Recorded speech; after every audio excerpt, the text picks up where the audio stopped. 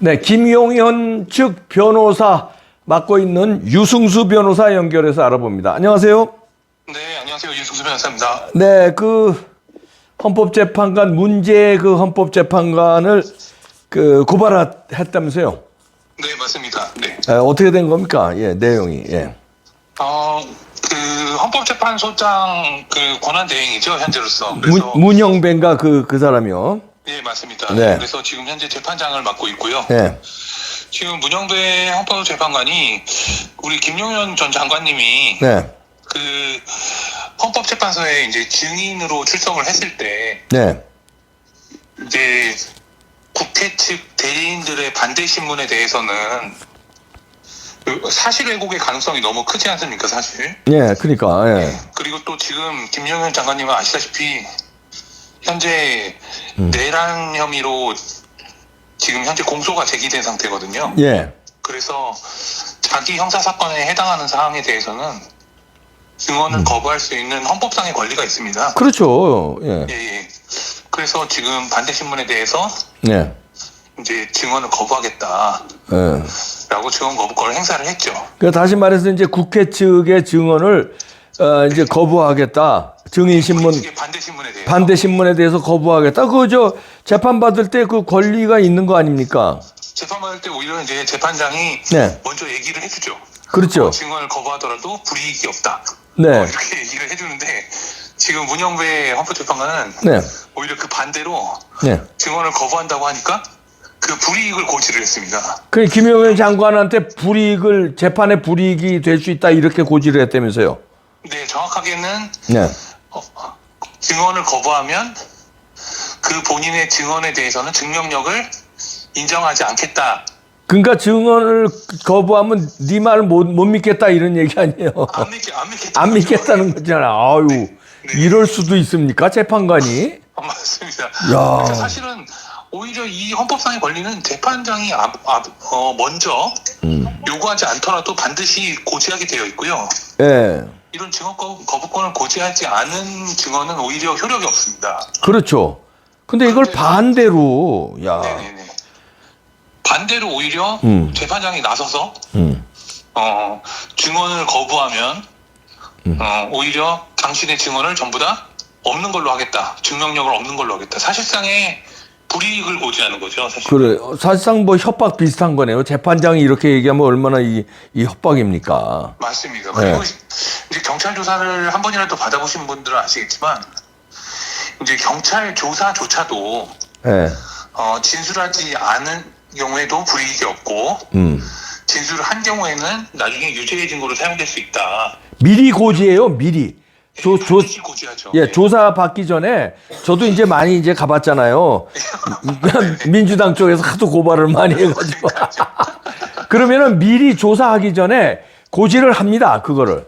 맞습니다. 예, 그런데 이거 어떻게 된 게 이런 판사가 있나 모르겠네요. 맞습니다. 이게 지금 사실은 그리고 헌법재판관이라고 그러면 대한민국에서 어쨌든 가장 높은 자리에 있는 법관 중에 하나인데 헌법재판관이 오히려 증언 거부권을 침해를 하는 불이익을 고지를 한 거나 다름없지 않습니까? 그러니까 헌법을 위반한 거 아니에요? 이게 헌법상의 권익을 침해한 거니까. 예. 맞습니다. 야. 그렇기 때문에 지금 이 행위는 헌법재판관의 지위를 남용을 해서 네.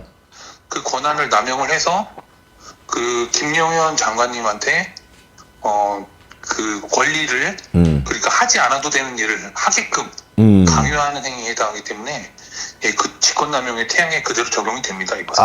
그래서 직권남용죄로 문영배 재판관을 고발한 거군요. 네, 그리고 추가적으로 이제 강요죄, 협박죄 등이 이제 부수적으로 고발됐습니다. 협박죄까지. 네네. 불이익을 고지한 것이기 때문에. 그렇죠.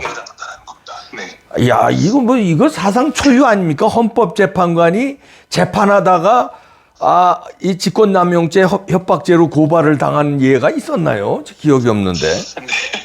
사실은 재판관이 이제 우리가 법관이 법을 위반을 해서 재판을 한다는 건 사실은 네. 상식적인 나라에서는 이게 상정될 수 있는 상황이 아니죠. 그렇죠. 가정할 수 있는 상황이 아닌데요. 네. 지금 이미 헌법재판소는 이미선 헌법재판관이 네. 그 준비 절차를 진행하면서 이번 탄핵 심판에서 네. 준비 절차를 진행하면서 사실은 그 수사 기록이나 재판 기록을 송부를 받지 못하게 되어 있습니다. 네, 그렇죠. 예. 헌법재판소가. 네. 그런데 그건 헌법재판소법에 명문으로 나와 있는데요. 네. 이걸 갖다가 위반해서 아니 수사 기록도 원본이 아니라 사본 받는 건 괜찮다. 이런 규정은 없거든요. 그런데 그걸 갑자기 그렇게 해석을 해서 결국에는 김용현 장관님에 대한 이 수사 기록이나 이런 거 전부 다 지금 헌법재판소에 가 있습니다. 아이고. 예, 이것도 법 위반이어가지고 이미 직권남용으로 한번 저희가 고발을 했거든요. 아, 예. 예, 이거는 명백하게 김용현 장관님이 이제 형사재판을 받을 권리를 침해하는 거기 때문에. 그렇죠. 예. 왜 김용현 장관님 형사재판을 왜 헌법재판소가 무슨 권한으로 합니까, 이거? 그러네요. 예, 전혀 권한이 없는데, 그렇기 때문에 형사기록을, 이렇게 송부 촉탁하지 말라. 예. 이렇게 법률이 규정을 하고 있는 거거든요. 예. 예, 그런데 그 규정을 정면으로 위반해서 복사본은 괜찮다. 이런 초유의 해석을 해서. 아, 복사본은 괜찮다는 게 말이 됩니까, 그게? 그래서 말도 복사본이 진본이고 진본이 복사는 내용이 중요한 건데. 맞습니다. 아니, 내용을 받아보지 말라는 건데 복사본은 괜찮다는 게. 아, 이런 게 어디 있어요? 네. 야. 정말로 기가 막힌 거죠. 그리고 그래서 이미 이미선 헌법재판관 고발한 바가 있고요, 저희가. 아, 그렇죠. 예. 근데 이번에 이제 문영배 헌재 소장 대행이 예. 이 재판 자체를 갖다가 증언 거부권을 정면으로 침해하는 행위는 뭐 중대한 불법에 해당하거니와 예. 심지어는 이제 그날 증언을 하는 과정에서 네. 그 야당 국회의원들이 그 뒤에 앉아 있었습니다. 예. 그런데 김영현 장관님이 어떤 증언을 하거나 아니면 증언 거부권을 행사하거나 이거에 대해서 뒤에서 야유를 하고 뭐 박수를 치고 뭐 그냥 자기네들끼리 웃고 막 이런 짓을 막 합니다. 예. 그러면서 심지어는 김영현 장관님한테 뭐 창피하다 막 이런 식의 그 난동을 피우는 거죠, 법정에서. 그런 제재를 해야 될 텐데요, 재판장이. 당연히 제지를 해야죠. 왜냐하면 증언에 영향을 미치기 때문입니다. 그러니까. 나빴어가 아니라 이거는 예, 증언에 영향을 미치기 때문에 재판장이라면 당연히 이걸 제지해야 되는데 예. 이자들이 이렇게 행동하는 것은 전부 다 그대로 둡니다. 어허. 그리고 실제로는 이 사람들이 무슨 지위로 거기에 들어왔는지도 모르겠어요. 왜냐하면 이 방청권을 추첨해야 된다는 거는 뭐 분명히 알고 있는 사실이고. 예. 어차피 국회 대표로는 뭐 정청래가 나와 있는 거 아니겠습니까? 예, 청구인 측으로 나와 있잖아요. 예. 네, 맞습니다. 그러면 나머지 국회의원들은 그냥 일반 국민 지위에서 방청권을 배부받아서 들어와야 되는데 예. 거기에는 뭐 헌법재판소장인 문영배의 어떠한 뭐 방청 특혜가 있는 게 아닌가. 아하. 그리고 또 그런 특혜를 통해서 들어왔으니 와서 재판 난동행위, 재판정에서 소란을 피우면서 증언에 영향을 주는 재판 개입 행위에 대해서 제지를 하지 않는 것이다. 이렇게 저희는 보고요. 네. 그러한 행위에 대해서도 저희가 추가적인 고발을 할 예정이 있습니다. 예, 고발해야죠. 근데 이제 문제는 자, 이렇게 헌법재판관을 특히 이분은 저 권한대행이잖아요. 헌재 소장 권한대행. 네네. 이런 이제 사람을 이제 고발을 하면은 이게 고발이 제대로 말하자면 조사가 이루어질까요? 고발에 대해서? 당장은 이루어지지 않는다 하더라도 네. 이것을 모르고 있을 수는 없습니다. 저희가 당연히 언론에 보도도 되지만서도 네. 이것에 대해서는 추후에라도 옛날에 그 뭐 최순실 300조 어쩌고 얘기했던 것도 네. 당장은 조사하지 않았지만 결국에는 그에 대한 제재를 받고 있잖아요. 안민석. 그렇지. 예. 그런 것처럼 아마 지금은 당장 조사가 이루어지지 않는다 하더라도 이 헌법재판관들이 임기를 마치는 게 4월이거든요, 지금. 예, 그렇죠. 예. 4월만 되면 예. 이 사람들에 대한 수사는 시작됩니다. 그렇겠네요. 안 할 수 없는 거죠. 그리고 이제 그런 걸 모르고 있지 않거든요. 예. 그렇다고 한다면은 앞으로 향후에 재판상의 어떤 불공정행위나 네. 편파적인 진행을 당연히 덜 할 수밖에 없는 거고. 예. 이런 걸 통해서 당연히 이들에게는 제재를 가해야 된다는 게 저희 입장입니다. 그러네요. 예. 네네. 자, 실제로도 지금 이미선 헌법재판관 같은 경우에는 재판 진행하면서 말수가 확연히 줄어든 걸 우리가 알 수 있거든요. 네, 맞아요. 예. 네네. 그런데 이제 또 우리가 우려되는 거는 이렇게 김용현 장관에 대해서도 그렇고 이제 윤석열 대통령에 대해서도 그렇고 이 문형배 이 재판관이 말하자면 편파적으로 이 저 불이익을 아주 그냥 답정너로 답을 정해놓고 어떻게든지 좀 말하자면 윤 대통령을 탄핵을 시키고 김용현 장관도 그렇게 하겠다고 아주 답을 정해놓고 이렇게 진행을 하는 것 같아요. 맞습니다. 그래서 좀 걱정되는데 이 헌법재판관들의 분위기 재판하면서 어떻게 보십니까?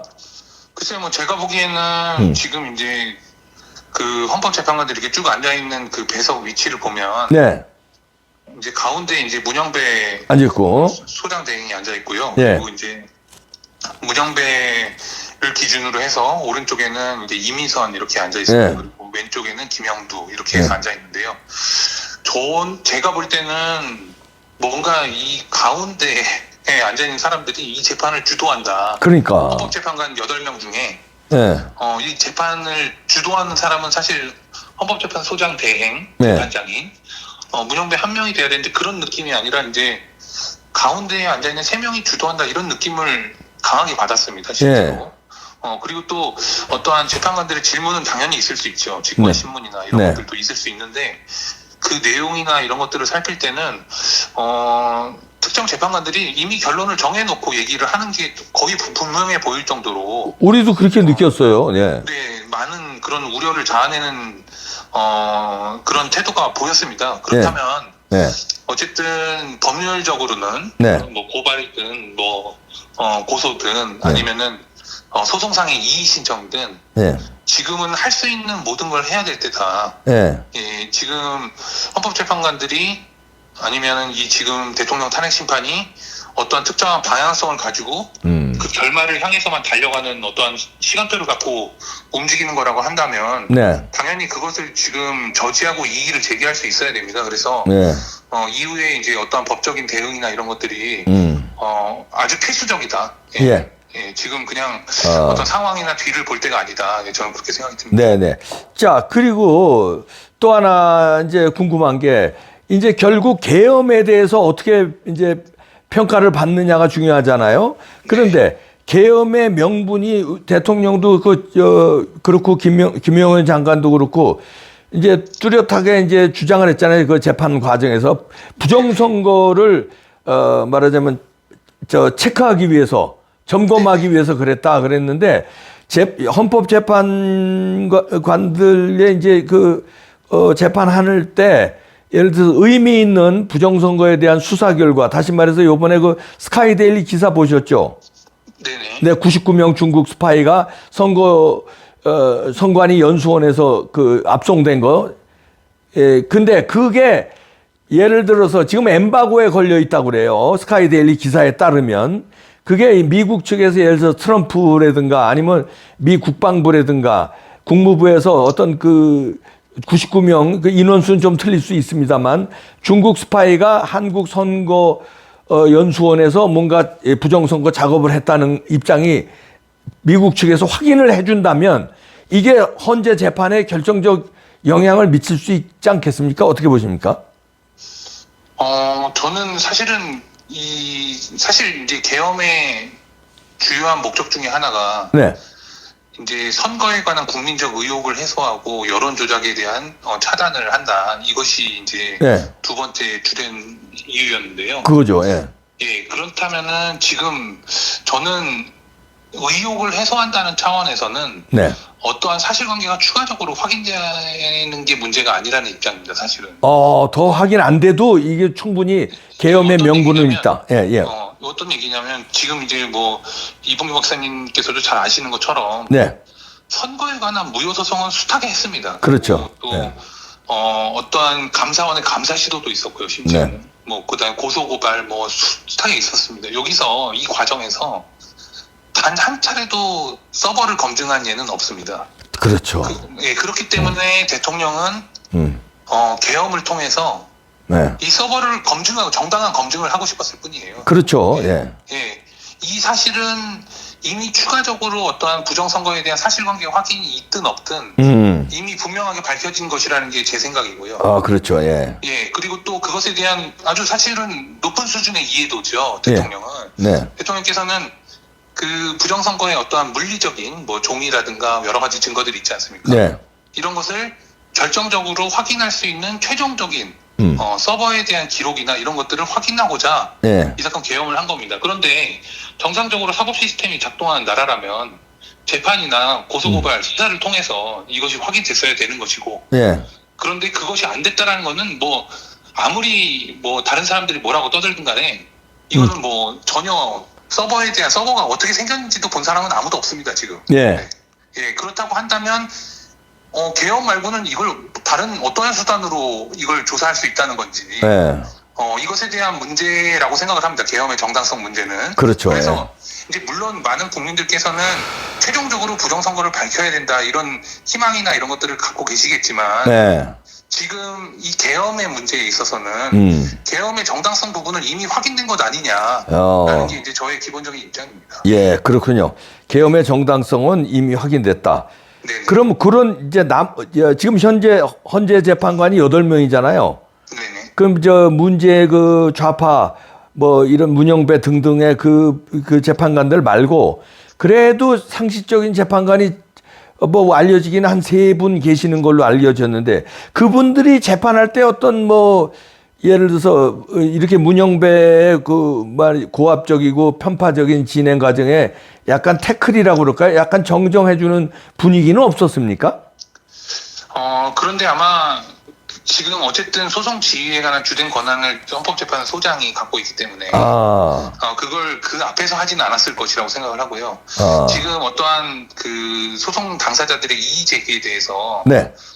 잠깐 휴정을 하고 평의를 거친다거나 이런 내용이 있습니다. 그래서 그 과정에서는 분명히 반대 의견이 있었을 것으로 보이는데요. 예. 지금 우리가 우려하는 것은 그런 반대 의견에 대한 고지나 이런 건 전혀 없고요. 네. 결론적으로는 어쨌든 특정 방향으로 헌법재판을 끌고 가고자 하는 그런 쪽으로만 지금 결론이 나오고 있거든요, 사실. 문영배 등, 예. 네, 평의를 거친다 하더라도 늘 그런 결론이 나오고 있습니다. 네. 그래서 이 부분에 대한 어떤 법률적인 이유나 평의에 대한 결과나 과정에 대해서 헌법재판소가 헌법재판관들이 밝혀야 된다고 생각을 합니다. 그러니까 이 지금 탄핵심판 과정에서의 하나하나의 결정들, 중간에 내려지는 결정들 있지 않습니까? 네. 수많은 결정들, 네. 뭐 증거를 채택한다거나 등등등.